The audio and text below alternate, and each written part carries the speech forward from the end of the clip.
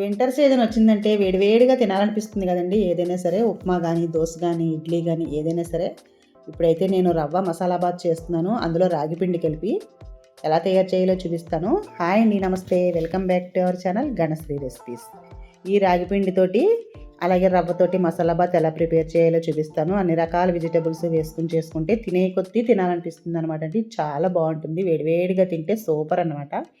ఎలా తయారు చేయాలంటే ముందుగా ఒక బౌల్ తీసుకుని ఉప్మా రవ్వ ఉంటుంది కదా, సన్న రవ్వ తీసుకోవాలి. నేనైతే ఒక అరకప్పు వేసుకుంటున్నాను. ఇప్పుడు ఇందులోకి రాగిపిండి మిక్స్ చేసుకోవాలి. 2 స్పూన్ల రాగిపిండి వేస్తున్నాను. నేను కొంచెం రవ్వ ఎక్కువ తీసుకున్నాను, నేను రాగిపిండి కొంచెం తక్కువ తీసుకున్నాను. మీకు కావాలంటే సమానంగా వేసుకోండి. మరి ఎక్కువైతే ఉప్మా ఎక్కువైపోతుందని చెప్పి కొంచెం తగ్గించాను. ఇలా 2 కలిపి తీసుకుని స్టవ్ మీద కడాయి పెట్టేసి లైట్గా వేయించుకోవాలన్నమాట. స్టవ్ ఆన్ చేసి కడాయి పెట్టేసి ఇది వేసేసి కొంచెం సేపు, ఎక్కువసేపు ఏమి ఉండదండి, ఒక అర నిమిషం పాటు అలా లైట్గా వేడి చేసుకుని వేయించుకుని పక్కన పెట్టుకుంటే ఉప్మా తినేటప్పుడు టేస్ట్ బాగుంటుంది అనమాట. ఇలా ఫ్రై చేసి పెట్టుకుంటే.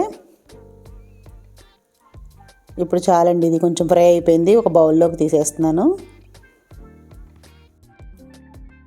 రాగి పిండితోటి ఏం చేసినా కూడా చాలా బాగుంటుంది, అలాగే హెల్త్కి కూడా చాలా మంచిది. డైరెక్ట్గా తినలేం కాబట్టి అన్నిట్లోని మిక్స్ చేసుకొని తింటూ ఉంటే కొంచెం మనకి కూడా తిన్నట్టు, హెల్తీగా తిన్నట్టు అనిపిస్తుంది అనమాట. అందుకే ఇలా తయారు చేస్తున్నాను. ఇప్పుడు స్టవ్ ఆన్ చేసేసి కడాయి పెట్టి మళ్ళీ ఇందులోకి 2 స్పూన్ల వరకు ఆయిల్ వేసేస్తున్నాను. ఆయిల్ కొంచెం వేడెక్కిన తర్వాత ఇందులోకి శనగపప్పు, 1 టీ స్పూన్ శనగపప్పు వేసాను. అర టీ స్పూన్ వరకు మినపప్పు, కొద్దిగా ఆవాలు, జీలకర్ర వేసి వేయించుకోవాలి. ఉప్మా చేసుకుంటాం కదా, సేమ్ అలాగేనమాట. కొంచెం జీడిపప్పు కూడా వేస్తున్నాను, ఇష్టమైతే పల్లీలు కూడా వేసుకోండి. ఇవన్నీ కొంచెం ఫ్రై చేసిన తర్వాత కొంచెం కరివేపాకు వేసేసుకుందాము. కరివేపాకు అయితే వేయగానే కొంచెం చిటపట్లాడిపోతుంది. కరివేపాకు కూడా కొంచెం వేగిపోయిన తర్వాత సన్నగా కట్ చేసుకున్న ఉల్లిపాయలు వేసుకుందాము. అలాగే 2-3 పచ్చిమిర్చి కూడా వేసుకోవాలి. పచ్చిమిర్చి కొంచెం తక్కువ వేసుకోండి, ఎందుకంటే తర్వాత పచ్చిమిర్చి మిరపకాయలు వేసుకుందాము. అలాగే కొంచెం పచ్చి బఠానీలు కూడా వేసి ఫ్రై చేస్తున్నాను. మసాలా బాత్ అన్నాను కదా, అందుకే నేను కొంచెం కూరలు వేస్తున్నాను, అన్నీ బాగుంటాయి. అలాగే ఒక పొటాటో కట్ చేసి పెట్టుకున్నాను, బంగాళదుంప ముక్కలు, క్యాప్సికమ్ ముక్కలు, క్యారెట్ తురుము కూడా వేసాను. ఇలాంటి వాటిలో క్యారెట్ తురుము వేసుకుంటే కలరు బాగుంటుంది, ఫ్లేవర్ బాగుంటుంది, టేస్ట్ సూపర్ ఉంటుంది అనమాట అండి. అలాగే కొంచెం ఒక టమాటా కూడా తీసుకొని చిన్న చిన్న ముక్కలుగా కట్ చేసి వేసాను. ఒక అర టీ స్పూన్ వరకు అల్లం తురుము కూడా వేసుకోవాలి. ఇవన్నీ కొంచెం ఫ్రై చేసుకున్న తర్వాత ఇందులోకి 1 కప్పు రవ్వ వేసాం కదా, 4 కప్పుల వాటర్ అయితే వేసేసుకోవాలి. కొంచెం తక్కువ కావాలి, గట్టిగా కావాలి అనుకుంటే 3 కప్పుల వాటర్ వేసుకోండి. పలచగా కావాలంటే 4 కప్పుల వాటర్ వేసుకుని సాల్ట్, అలాగే కొంచెం గరం మసాలా పొడి వేస్తున్నాను. ఒక 4-5 పచ్చిమిర్చి ఇలా పైన వేసుకోవాలండి, ఉడికేక చాలా బాగుంటాయి తినేటప్పుడు. ఎక్కువ కారం తినేవాళ్ళు అయితే అలా వేసుకోండి.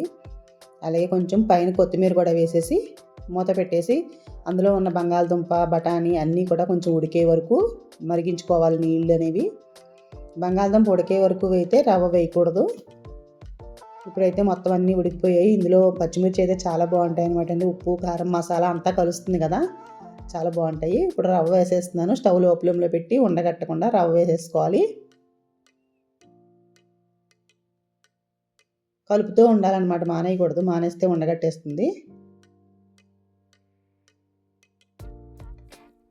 ఇలాంటి మసాలా బాత్ అనేది కొంచెం పలచగా ఉంటేనే బాగుంటుంది అనమాట అండి తినడానికి.